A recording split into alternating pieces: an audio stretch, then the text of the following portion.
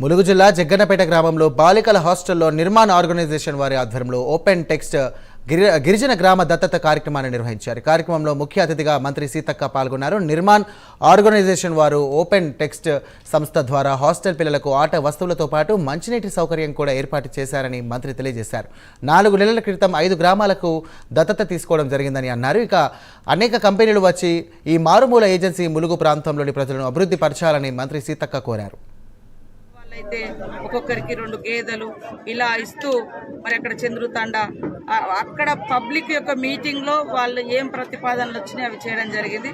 ఈ యొక్క సంస్థ మరి ఇంకొక 3 సంవత్సరాలు ఈ గ్రామాలను దత్తత తీసుకొని పూర్తిగా పేదవాళ్లకు లబ్ధి చేయాలి, గ్రామాలను అభివృద్ధి చేయాలన్నటువంటి లక్ష్యంతో పట్టణాలకు పరిమితమైనటువంటి మరి కార్పొరేట్ కంపెనీలు ఈరోజు గ్రామీణ ప్రాంతాల్లోకి వచ్చి వారి యొక్క CSR ఫండ్ను ఈ మారుమూల ప్రాంతాలకు, గిరిజన ప్రాంతాలకు, అడవి ప్రాంతాలకు ఖర్చు పెట్టడం అనేది ఇది ఒక గొప్ప శుభ పరిణామం. ఇది ఫస్ట్ స్టెప్గా